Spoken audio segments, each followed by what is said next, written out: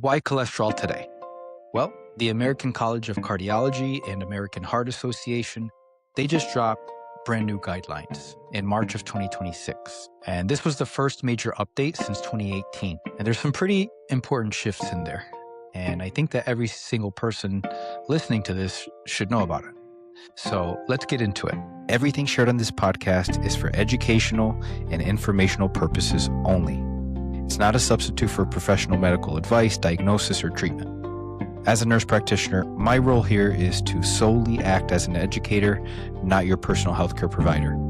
Accessing this content does not create a patient-provider relationship between you, me, or Blue Zone Health and Wellness. Always consult with your personal healthcare provider for any medical decisions or before starting any treatments. Let's get to it.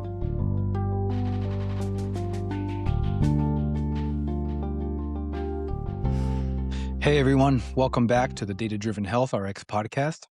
So I wanted to talk about cholesterol today, mainly because the guidelines were just recently updated for the very first time since 2018.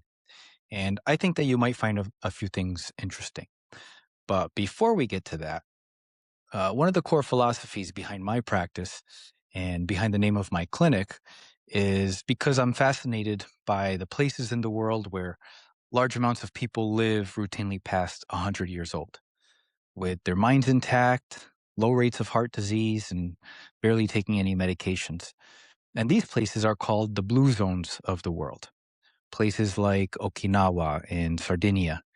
Those people, they're not walking around with a huge big pill organizer. They're not on a huge list of medications managing chronic conditions. And I should mention, it's not that I'm against medications, but I do believe that meds serve a purpose and that we need them. But I also believe that we should modify what we can before just reaching for a prescription bottle. And that's the philosophy that I try to bring to my practice and to every single patient that I see. So why cholesterol today? Well, the American College of Cardiology and American Heart Association, they just dropped brand new guidelines in March of 2026. And this was the first major update since 2018. And there's some pretty important shifts in there. And I think that every single person listening to this should know about it. So let's get into it. Here's the thing about people in the blue zones. It's not about perfect genetics, right? That's not why they live past 100 years old. What they have is a lifetime of low inflammatory burden. So decades of eating whole foods, moving their bodies every single day, sleeping well, managing stress through community and purpose. So their cardiovascular systems, they age slowly because they've been living in a way that protects them consistently, not because they won the genetic lottery. And that's exactly what I want you to think about when you think about cholesterol. It's not just a number on a lab report that your doctor glances at once a year. Think of it as a decades-long biological process. It's happening in your arteries right now. And every single year that your LDL is elevated, it's doing a little bit more damage. So inflammation is building, plaque is accumulating, the arteries are stiffening. And it's not this dramatic shift, right? You won't feel it, but it's happening. And this is actually in the 2026 guidelines like never before. Cholesterol damage is cumulative, and we need to start thinking about it earlier in life and taking it seriously. Not only when you're 55 and your doctor suddenly panics, earlier. The people who live the longest aren't doing these dramatic interventions in their 60s. They've just never let the damage accumulate in the first place. So that's the model that I try to emulate. And that's what we're talking about today.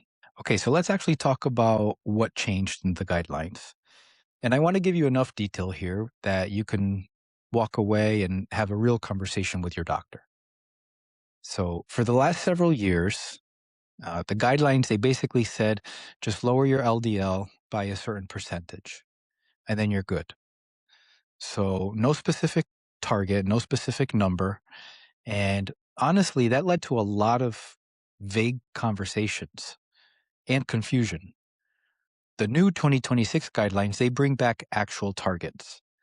So here's what's interesting. The target isn't actually just based on your age or your risk score anymore.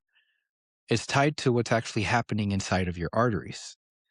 So this is where something called the coronary artery calcium score comes in. It's a quick CAT scan. It shows whether you have plaque actually building in your arteries. And the 2026 guidelines now use that number to set your LDL goal. So here's how it's broken down. If your calcium score is in a low range, meaning there's some early plaque, but not too much, then your LDL goal is under 100. If your score is higher, say a score of 100 or above, or if you're in the top quartile for your age and your sex, then your target drops down to 70. We want that LDL a little bit lower. And if you've already had a stroke or a heart attack, or if you have established cardiovascular disease, then it's even more aggressive and they want it under 55. And it's based on solid evidence. The lower the LDL means less risk of another event. So the takeaway is your LDL goal isn't just a number pulled from a generic risk category. It's supposed to reflect what's actually happening in your body. So your doctor should be aiming at a specific target for you and not just lower than it was by a certain percentage. And if you've never had a calcium score done, you may not even know which target applies to you. So the old cardiovascular risk calculator that most doctors have been using, it's known as the ASCVD calculator. It's been replaced with something called the PREVENT score. It's the PREVENT calculator. So this is a new calculator that's a little bit more accurate. It's better suited for younger patients because the ASCVD calculator, we would only start after 40 years old. So now we can start earlier. We can also use it with people with kidney disease, and it's less likely to over or underestimate your actual score. So these guidelines, they're freshly published. So it's worth asking your doctor about them if the conversation comes up. The third shift is something that I've always believed, that waiting until middle age to pay attention to your cholesterol, you're waiting too long. The 2026 guidelines now explicitly acknowledge that if you're younger, say in your 30s or in your 40s, and your LDL is significantly elevated, or if heart disease runs in your family, that warrants action now.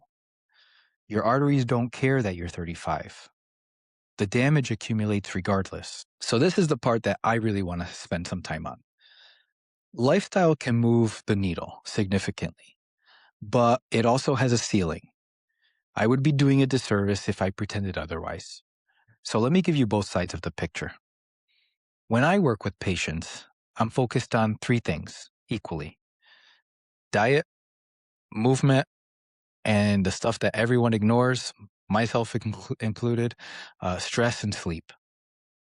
On the diet side of things, my approach is a whole foods diet. But what I'm really focused on is the ratio of whole foods to processed foods. The blue zone populations, they're not eating out. They're not eating out of boxes and bags. They're eating food that looks like food. That shift alone, moving away from the processed foods towards real foods or whole foods, can significantly drop your LDL and your inflammatory markers. And then movement, I don't mean to, just going to the gym 3 times a week. I mean daily baseline movement. So walking, taking the stairs, being up on your feet.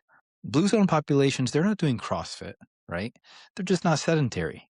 And that daily low intensity activity is one of the most powerful things that you can do for cardiovascular health. And it costs absolutely nothing. And then there's stress and sleep. I know it sounds like a wellness cliche, but chronic stress and poor sleep drive inflammation. And inflammation is the engine for atherosclerosis.